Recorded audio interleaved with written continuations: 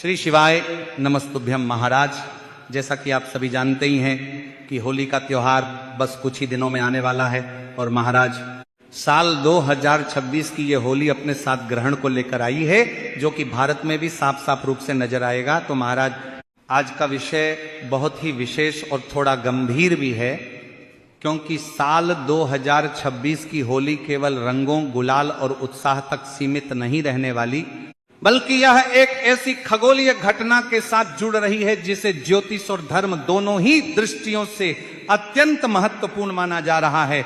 इस बार होली के दिन चंद्र ग्रहण का संयोग बन रहा है और रंगों के इस पवित्र पर्व के साथ आकाश में ग्रहण की छाया भी देखने को मिलेगी। स्वाभाविक है कि ऐसे में मन में कई प्रकार के प्रश्न उठते हैं, थोड़ी चिंता भी होती है और साथ ही ये जानने की उत्सुकता भी रहती है कि क्या होली का दहन सही समय पर होगा, क्या रंगों वाली होली उसी दिन खेली जाएगी, क्या ग्रहण का प्रभाव हमारी राशि और भाग्य पर पड़ेगा, और सबसे महत्वपूर्ण कि ग्रहण के दौरान हमें क्या सावधानी रखनी चाहिए। इन सभी प्रश्नों के उत्तर जानने के लिए वीडियो में अंत तक बने रहे, और यदि आपको यह जानकारी उचित लगे तो वीडियो को लाइक करें, चैनल को सब्सक्राइब करें और कमेंट बॉक्स में ओम नमः शिवाय या हर हर महादेव जरूर लिखें। तो महाराज, जैसा कि हम सभी जानते हैं कि होली का पर्व फाल्गुन मास की पूर्णिमा को मनाया जाता है। पूर्णिमा का चंद्रमा अपने पूरे तेज में होता है और उसी दिन रात्रि में होली का दहन किया जाता है। लेकिन साल 2026 में फाल्गुन पूर्णिमा की तिथि 2 मार्च की शाम 5:55 से शुरू होकर 3 मार्च की शाम 5:07 तक रहने वाली है। यहीं से भ्रम की स्थिति बनती है। सामान्यतः जिस दिन पूर्णिमा की रात्रि पड़ती है उसी दिन होली का दहन किया जाता है, लेकिन इस बार 3 मार्च की शाम को चंद्र ग्रहण लग रहा है। और महाराज, धार्मिक मान्यताओं के अनुसार ग्रहण काल में कोई भी शुभ कार्य करना वर्जित माना गया है। अग्नि प्रज्वलन, यज्ञ, पूजा या मांगलिक कार्य ग्रहण के दौरान नहीं किए जाते, इसलिए 3 मार्च की शाम को होलिका दहन करना उचित नहीं माना जाएगा। अब प्रश्न ये उठता है कि फिर होलिका दहन कब किया जाएगा। तो महाराज, ज्योतिषीय गणना के अनुसार 2 मार्च की रात्रि में होलिका दहन किया जाएगा। लेकिन यहां भी एक और स्थिति सामने आती है। 2 मार्च की शाम को भद्रा का समय लग रहा है और शास्त्रों में भद्रा काल में होलिका दहन करना अशुभ बताया गया है, इसलिए भद्रा समाप्त होने के बाद का समय ही स्वीकार्य माना जाएगा। इसीलिए होलिका दहन 2 मार्च की देर रात लगभग 12:50 से लेकर लगभग 2 बजे के बीच का समय होलिका दहन के लिए शुभ रहेगा। यही वह समय है जब श्रद्धा और विधि विधान से होलिका दहन किया जा सकता है। अब महाराज, रंगों वाली होली को लेकर भी लोगों के मन में संशय है। सामान्य रूप से होलिका दहन के अगले दिन रंगों वाली होली मनाई जाती है। यदि दहन 2 मार्च की रात में हो रहा है तो 3 मार्च को रंगों वाली होली होनी चाहिए। लेकिन 3 मार्च को सुबह से ही सूतक काल प्रारंभ हो जाएगा और शाम को चंद्र ग्रहण रहेगा। शास्त्रों के अनुसार ग्रहण के दिन उत्सव और आनंद उत्सव करना उचित नहीं माना गया है, इसलिए पंचांग के अनुसार रंगों वाली होली 4 मार्च 2026 को मनाई जाएगी। उस दिन ग्रहण का प्रभाव समाप्त हो चुका होगा और वातावरण शुद्ध माना जाएगा। अब महाराज, बात करते हैं चंद्र ग्रहण की। 3 मार्च 2026 को लगने वाला ये चंद्र ग्रहण पूर्ण चंद्र ग्रहण होगा। इसका अर्थ है कि चंद्रमा पूरी तरह से पृथ्वी की छाया में आ जाएगा और कुछ समय के लिए लालिमा लिए हुए दिखाई देगा। इसी के साथ महाराज, यह चंद्र ग्रहण भारत में दिखाई देगा। हालांकि ये ऐसा ग्रहण होगा जिसमें चंद्रमा जब उदित होगा तब वो पहले से ही ग्रहण की स्थिति में रहेगा। शाम के समय जब चंद्रमा लगभग 6 बजे के आसपास दिखाई देगा तब वह आंशिक रूप से छाया से ढका हुआ होगा। ग्रहण का प्रभाव शाम लगभग 6:30 से 7 बजे के बीच समाप्त माना जा रहा है। भले ही भारत में यह दृश्य कुछ ही मिनटों के लिए दिखाई दे, लेकिन जहां भी ग्रहण दिखाई देता है वहां सूतक मान्य होता है। इसीलिए महाराज, भारत में भी इसका सूतक काल मान्य होगा और चंद्र ग्रहण से लगभग 9 घंटे पहले सूतक प्रारंभ हो जाता है। इसीलिए 3 मार्च की सुबह लगभग 9:30 बजे से सूतक लग जाएगा और ग्रहण समाप्त होने तक रहेगा। इस समय को शुद्ध नहीं माना जाता है, इसलिए इस दौरान पूजा पाठ, मूर्ति स्पर्श या शुभ कार्य करने से बचना चाहिए। अब महाराज, हम उस विषय पर आते हैं जिसके बारे में सबसे अधिक जिज्ञासा रहती है और कभी कभी थोड़ा भय भी। वो है सूतक काल और ग्रहण के दौरान रखी जाने वाली सावधानियां। अक्सर लोग आधी अधूरी जानकारी के कारण या तो अनावश्यक डर जाते हैं या फिर पूरी तरह लापरवाह हो जाते हैं। इसलिए आवश्यक है कि हम शांत मन से सरल शब्दों में समझें कि हमें क्या करना है और क्या नहीं करना है। जैसा कि आपको पहले ही बताया गया है कि 3 मार्च 2026 को लगने वाले चंद्र ग्रहण से लगभग 9 घंटे पहले सूतक प्रारंभ हो जाएगा। सुबह लगभग 9:30 बजे से ही सूतक काल मान्य हो जाएगा और यह ग्रहण समाप्ति तक चलेगा। तो महाराज सबसे पहले बात करते हैं पूजा पाठ की। सूतक लगने से पहले ही घर के मंदिर में जो भी नियमित पूजा करनी हो वह सुबह ही कर लें। दीपक जला लें, आरती कर लें, भोग लगा दें। उसके बाद मंदिर के कपाट बंद कर दें या पर्दा डाल दें, क्योंकि ग्रहण काल में मूर्तियों को स्पर्श नहीं किया जाता है। इसी के साथ महाराज ग्रहण में खाने पीने को लेकर भी नियम बताए गए हैं। सूतक लगने के बाद नया भोजन पकाना या भोजन करना सामान्यतः टाला जाता है। इसलिए सुबह 9 बजे से पहले जो भी आवश्यक भोजन हो वह तैयार कर लें। परंपरा में यह भी कहा गया है कि दूध, दही, पानी या पक्के हुए भोजन में तुलसी दल डालकर रखें। इसका धार्मिक महत्व तो है ही, साथ ही यह एक प्रतीक भी है कि हम सावधानी और शुद्धता का ध्यान रख रहे हैं। इसी के साथ इस दौरान घर में अनावश्यक शोर शराबा, हंसी मजाक या उत्सव जैसा वातावरण न रखें। ग्रहण का दिन तप और जप का दिन माना गया है।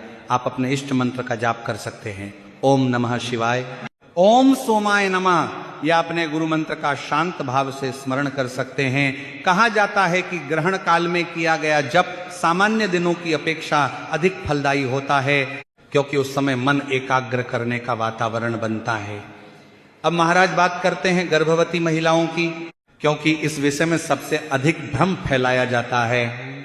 तो महाराज ग्रहण के दौरान गर्भवती स्त्रियां बाहर न निकलें और तेज रोशनी से बचें। इसका मूल भाव यह है कि वे विश्राम करें, अधिक श्रम न करें और मानसिक रूप से शांत रहें।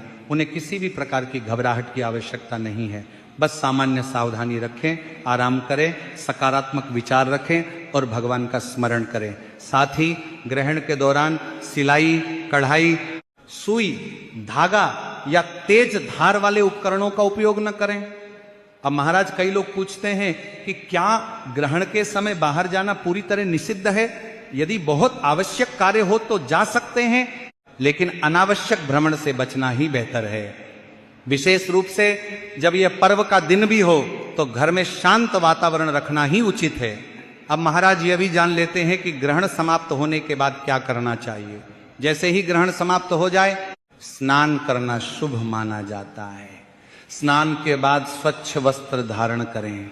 घर में गंगा जल या साफ पानी से हल्का छिड़काव कर लें। इससे मन में भी शुद्धता का भाव आता है।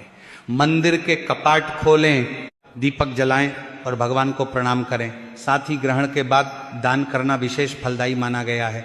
आप अपनी सामर्थ्य अनुसार सफेद वस्तुएं जैसे चावल, दूध, चीनी या वस्त्र दान कर सकते हैं। यह दान केवल कर्मकांड नहीं है, बल्कि समाज के जरूरतमंद लोगों की सहायता करने का एक सुंदर अवसर भी है। अब महाराज हम उस विषय पर आते हैं जिसका इंतजार आप सभी को रहता है कि आखिर इस चंद्र ग्रहण का अलग अलग राशियों पर क्या प्रभाव पड़ेगा और होली 2026 का यह अनोखा संयोग हमारे जीवन में क्या संकेत लेकर आ रहा है। तो महाराज सबसे पहले एक बात बिल्कुल स्पष्ट समझ लीजिए, ग्रहण कोई सजा नहीं होता है, कोई भयावह संकेत नहीं होता है। ये एक खगोलीय घटना है जिसका आध्यात्मिक और ज्योतिषीय महत्व जरूर माना गया है, लेकिन इसका प्रभाव हर व्यक्ति पर एक जैसा नहीं पड़ता है। और यह चंद्र ग्रहण सिंह राशि और पूर्व फाल्गुनी नक्षत्र की स्थिति से जुड़ा माना जा रहा है। इसलिए जिन लोगों की राशि सिंह है उनके लिए यह समय आत्मचिंतन का हो सकता है। मन थोड़ा अस्थिर हो सकता है, निर्णय लेने में उलझन महसूस हो सकती है। ऐसे में जल्दबाजी से बचें, विवाद से दूर रहें और शांत मन से काम लें। यदि आप विद्यार्थी हैं तो ध्यान भटकने से बचें और पढ़ाई पर एकाग्र रहें। मंत्र जप और ध्यान आपके लिए विशेष लाभकारी रहेगा।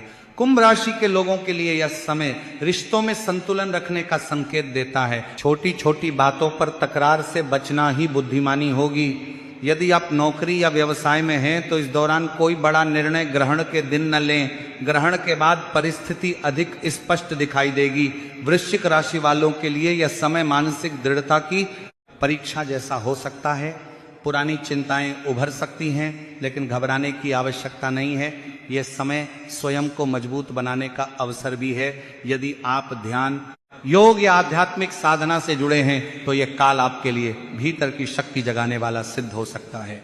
धनु राशि के लिए यह समय अपेक्षाकृत सकारात्मक संकेत देता है। रुके हुए कार्य धीरे धीरे गति पकड़ सकते हैं। आर्थिक मामलों में सावधानी तो रखनी ही चाहिए, लेकिन कोई बड़ा नुकसान दिखाई नहीं देता। संयम और धैर्य बनाए रखें। मकर राशि वालों के लिए यह समय व्यावसायिक दृष्टि से विचार करने का हो सकता है।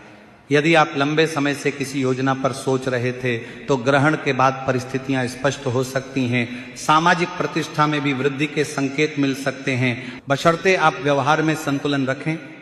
मेष, वृषभ और मिथुन राशि के जातकों के लिए यह समय सामान्य रहेगा, लेकिन स्वास्थ्य और मानसिक शांति पर ध्यान देना आवश्यक है। अनावश्यक बहस से बचें और अपने शब्दों पर संयम रखें। कर्क राशि के लिए पारिवारिक मामलों में धैर्य रखने की आवश्यकता हो सकती है। घर के बुजुर्गों का सम्मान करें और निर्णय सोच समझ कर लें। तुला राशि वालों को आर्थिक मामलों में सतर्क रहने की सलाह दी जाती है। खर्च पर नियंत्रण रखें और किसी भी निवेश से पहले पूरी जानकारी अवश्य लें। कन्या और मीन राशि के लिए यह समय आध्यात्मिक रूप से प्रगति का हो सकता है। यदि आप लंबे समय से कोई संकल्प लेना चाह रहे थे तो ग्रहण के बाद का समय उसके लिए अनुकूल हो सकता है, लेकिन एक बार फिर याद रखिए, यह सामान्य संकेत हैं। किसी भी ग्रहण का वास्तविक प्रभाव व्यक्ति की जन्म कुंडली, दशा और गोचर पर निर्भर करता है। इसलिए डरने की आवश्यकता नहीं है, बल्कि सजग रहने की आवश्यकता है। अब महाराज हम जान लेते हैं कि इस पूरे संयोग के बाद हमें क्या करना चाहिए ताकि यह समय हमारे लिए शुभ सिद्ध हो। सबसे पहले बात करते हैं ग्रहण समाप्ति के बाद की। जैसे ही 3 मार्च की शाम को ग्रहण समाप्त हो जाए, सबसे पहले स्नान करना शुभ माना गया है। स्नान केवल शरीर की शुद्धि नहीं बल्कि मन की भी शुद्धि का प्रतीक है। स्वच्छ वस्त्र धारण करें और घर में हल्का सा जल या गंगा जल छिड़क दें। मंदिर के कपाट खोलें, दीपक जलाएं और भगवान का स्मरण करें। यह प्रतीक है कि अंधकार के बाद प्रकाश पुनः स्थापित हो गया है। इसी के साथ महाराज ग्रहण के बाद दान का विशेष महत्व बताया गया है। अपनी क्षमता के अनुसार जरूरतमंद व्यक्ति को चावल, चीनी, दूध, सफेद वस्त्र या अन्य उपयोगी वस्तुएं दान कर सकते हैं। यह केवल धार्मिक कर्म नहीं बल्कि सामाजिक जिम्मेदारी भी है। जब हम किसी जरूरतमंद की सहायता करते हैं तो वास्तव में हम अपने भीतर की करुणा को जागृत करते हैं। अब महाराज बात करते हैं होलिका दहन की राख की। परंपरा में होलिका दहन की राख को पवित्र माना गया है। अगले दिन सुबह उस राख को माथे पर तिलक के रूप में लगाना शुभ माना जाता है। इसका अर्थ है हमने अपने जीवन की नकारात्मकताओं को जला दिया और अब एक नई शुरुआत कर रहे हैं। कुछ लोग उस राख को घर में भी रखते हैं, यह विश्वास करते हुए कि इससे नकारात्मक ऊर्जा दूर रहती है। तो यदि आपको यह जानकारी उचित लगी हो तो वीडियो को लाइक करें, चैनल को सब्सक्राइब करें और कमेंट बॉक्स में ओम नमः शिवाय या हर हर महादेव जरूर लिखें। धन्यवाद।